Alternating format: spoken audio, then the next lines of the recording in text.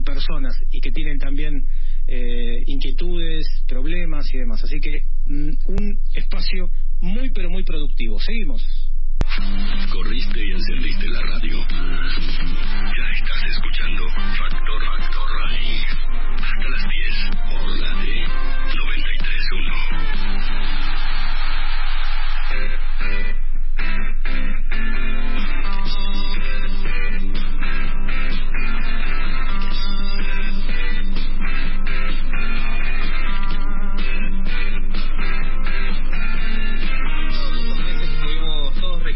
Y todos muy pendientes de lo que sucedía con el avance del virus, con las medidas para paliar la situación, pero sobre todo se habló de un grupo determinado, una franja de edad a la que se denominó grupo de riesgo, y sobre ellos recayó buena parte de la carga de miedo, de ansiedad. Hablamos de los adultos mayores, así que vamos a hablar ahora con Diego Bernardini. Él es médico de familia, es profesor titular de medicina en la Universidad Nacional de Mar del Plata, y también es gerontólogo, difusor de muchas cuestiones relacionadas con la medicina y con este grupo de personas en particular.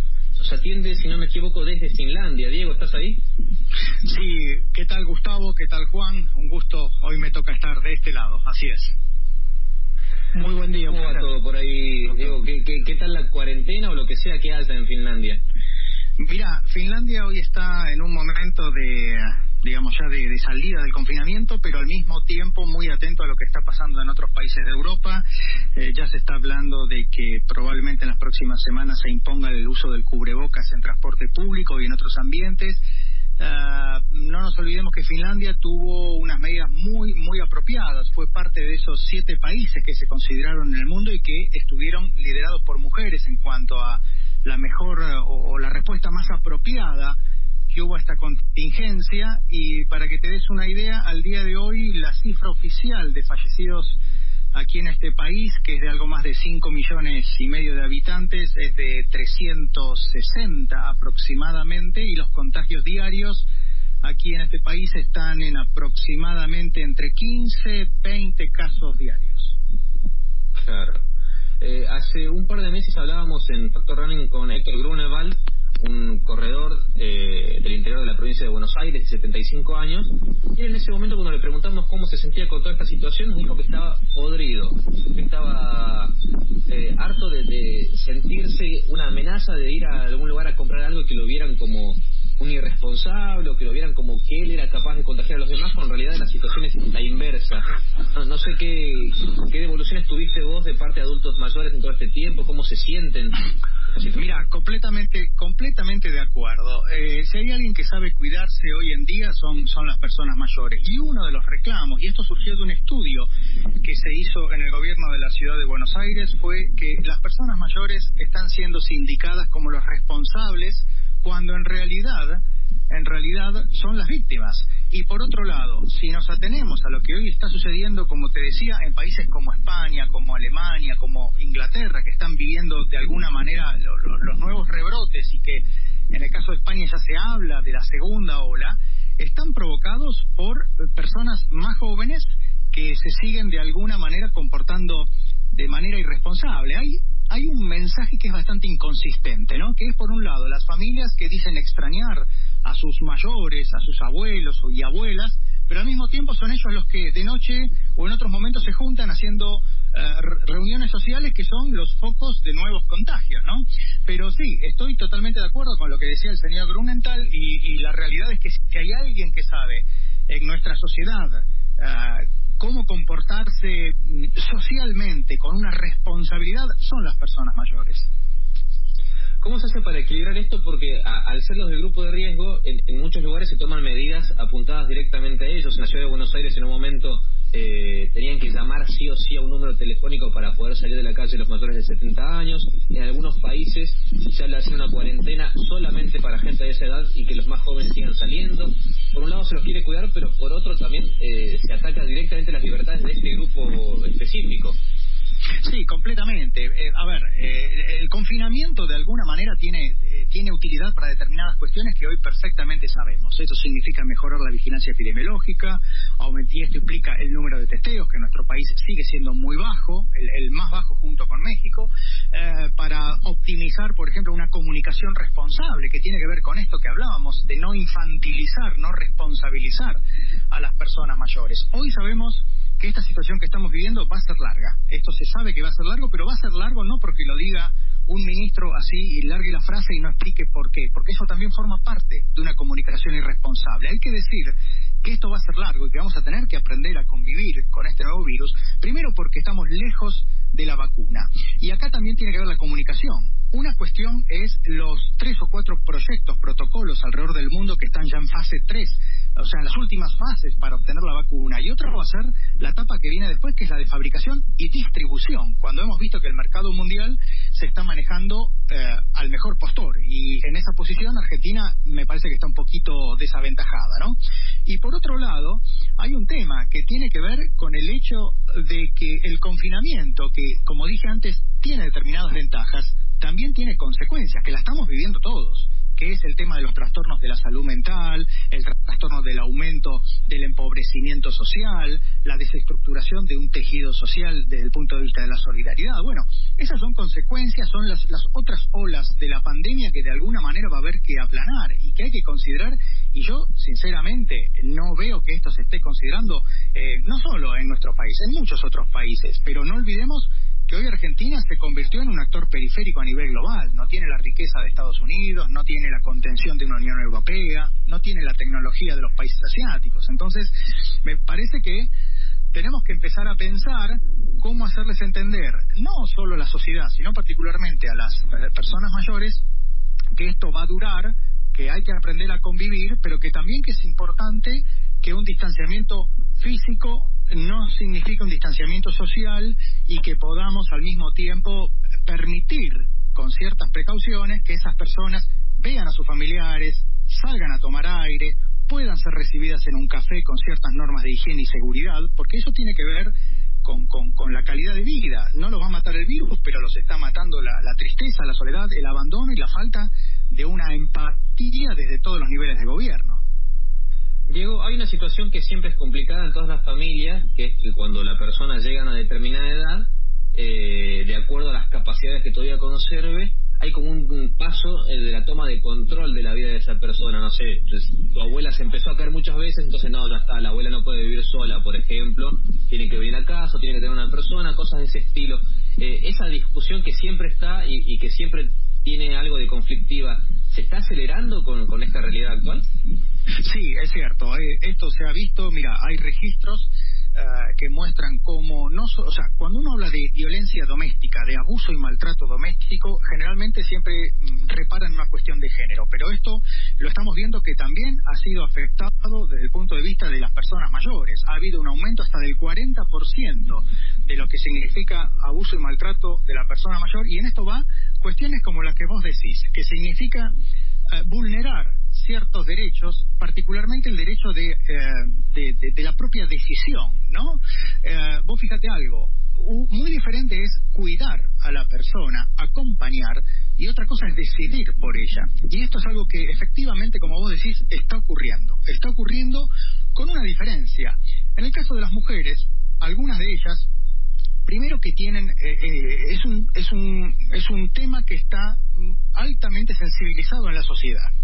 Y además, por sus características, tienen la posibilidad de mayor red de contención e inclusive de decidir por ellas mismas, en caso que puedan, por supuesto, de dejar a su maltratador. Pero la persona mayor muchas veces convive. El 50% de las personas mayores de Argentina viven con hijos, con nietos, con otras generaciones. Y el convivir con un maltratador es un tema muy delicado porque es muy difícil de solucionar. Pensemos que quizás uno como médico o como un representante del gobierno que trabaja en este tema va a visitarlo, pero después esa persona mayor queda el resto del día con su maltratador. Entonces es muy delicado, pero sí, sabemos que está aumentando estas situaciones. ¿Y cómo van a quedar las personas mayores en general después de esta situación? ¿Con algo de miedo residual? ¿Qué crees vos? Mira, hoy sabemos, hay estudios hechos, y esto tiene que ver con los primeros confinamientos que se hicieron de las últimas décadas. Hablamos de la ciudad de Toronto, con lo que fue en 2003 el SARS. Sabemos lo que ha ocurrido en los primeros meses en Wuhan, ahora con este COVID. Sabemos que el 30%, 40% de las personas que sufren confinamiento salen de él con signos y síntomas clínicos compatibles con lo que se llama en psiquiatría, en salud mental, síndrome de estrés postraumático. Sabemos que hay falta de concentración, sabemos que hay irritabilidad, sabemos que hay insomnio, sabemos que hay mal humor, sabemos que hay manifestaciones inclusive clínicas desde el punto de vista de lo físico, ¿no? Un confinamiento no es inocuo, por eso no se puede prolongar, y hoy Argentina, si no es el país que lleva más tiempo en confinamiento, es uno de ellos, sino que además no se puede o no se debió asumir un plan de confinamiento sin un plan de salida. Por supuesto, y esto lo digo a título personal, pero sé que no soy el único, no se puede dejar las medidas en un grupo tan especializado, de especialistas, como un grupo de infectólogos. Esto comenzó siendo una pandemia, llamémosle, por un vector infectológico, fue un tema sanitario, pero hoy estamos hablando de un tema social. Hoy estamos hablando de salud mental, de empobrecimiento, de endeudamiento, de falta de trabajo, de cosas que exceden a la medicina. Necesitamos muchos otros profesionales para enriquecer los puntos de vista. Seguramente. Hablando de cosas que enriquecen a la medicina y pasando ya a un plano personal tuyo, Diego, sos corredor también, ¿no? Todas estas horas de trabajo, estas horas de estudio, estas horas de entrevistas, de conferencias, las cargas un poco haciendo un par de kilómetros, ¿no? Sí, fui corredor toda mi vida, de joven federado. Puedo decir que fui subcampeón metropolitano de cross country, de 3.000 llanos, y después ya de grande me dediqué a disfrutar un poco más carreras de larga distancia. Llevo corridas 7 maratones de 42, muchas de 21, que es la distancia que a mí particularmente más me gusta, y también corrí el primer triga que se hizo en Argentina en el año 86, si mal no recuerdo, 85 en Mar del Plata. Y bueno, sí, a ver, la actividad física es, si vos me preguntás, si yo tuviese como médico que prescribir un medicamento súper efectivo, es la actividad física. Hoy sabemos que la actividad física prolonga la vida, mejora muchos aspectos de lo que tiene que ver con el bienestar y la calidad de vida, y es lo que no dejo de recomendarle a cada uno de mis pacientes. Doctor Gustavo Montes, ¿cómo estás? Gustavo, ¿cómo te va?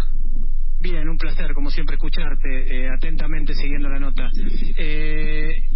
La gente no sabe o no te ve, nosotros sí te vemos a través del Skype mientras está sucediendo el programa. Cuando hablaste de la palabra correr, se te iluminó el rostro. O sea, te cambió la impronta, te paraste, miraste el horizonte, te cambió el tono de voz. Creo que más graficarlo, o sea, es imposible graficarlo tan puntillosamente como esta palabra, ¿no? Sí, es que correr, mira, es, bueno, como te decía, es parte de mi vida. Corro desde el año 82, 81, así que corro cuando muy pocos corrían, cuando nos gritaban locos, anda a trabajar por Palermo y esas cosas, ¿no?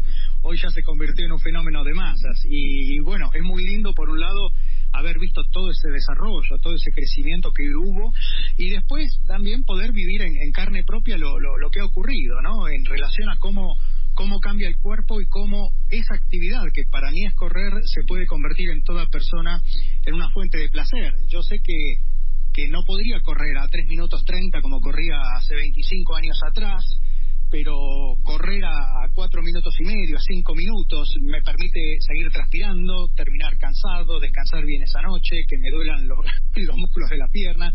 Y me parece que eso es el punto interesante, poder encontrar una actividad que en este caso es correr, y que es algo que es maravilloso, porque además es económico y te permite conocer, te permite cambiar de paisajes, y al mismo tiempo saber que estás invirtiendo en un capital que es único, que es la salud, ¿no? Porque así como uno, digamos, tiene la posibilidad posibilidad de perder salud comiendo de más, moviéndose poco, o no sé, manejando el auto, el vehículo sin cinturón o la moto sin casco, uno puede invertir en salud, y la actividad física es uno de ellos, y sobre todo correr. Lo que pasa que, claro, médicamente, como suelo decir muchas veces en las conferencias, que correr no corre quien quiere, sino quien puede. Entonces, a una persona que tiene 10 kilos de más, si lo hacemos correr, quizás se va a lastimar, y es mejor que ande en bicicleta en una de esas. Pero bueno, el punto es moverse.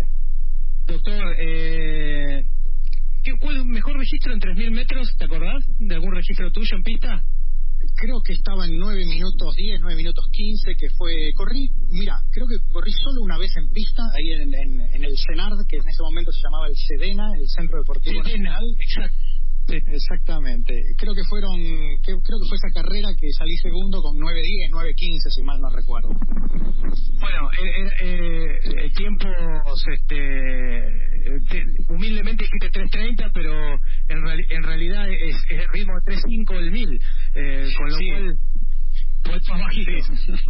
Sí, los 3:30 eran para los 10 kilómetros y esas cosas. Yo soy de la generación de Dani Sandoval, de Antonio Silio, de Marcelo Cascabelo, de Leonardo Malgor. Estábamos todos ahí en ese grupito, digamos. Generación dorada. Doctor, gracias por, como siempre. No sé si te quedó alguna pregunta del tintero, Juan. No, ya con este cierre espectacular, está buenísimo. Solamente la analogía esta que marcaba con correr, que vas perdiendo cosas, ritmo por ejemplo, pero vas ganando otras, capacidad de disfrute, y es también lo que pasa en muchos otros órdenes de la vida. Los adultos mayores saben bastante de esto, ¿no?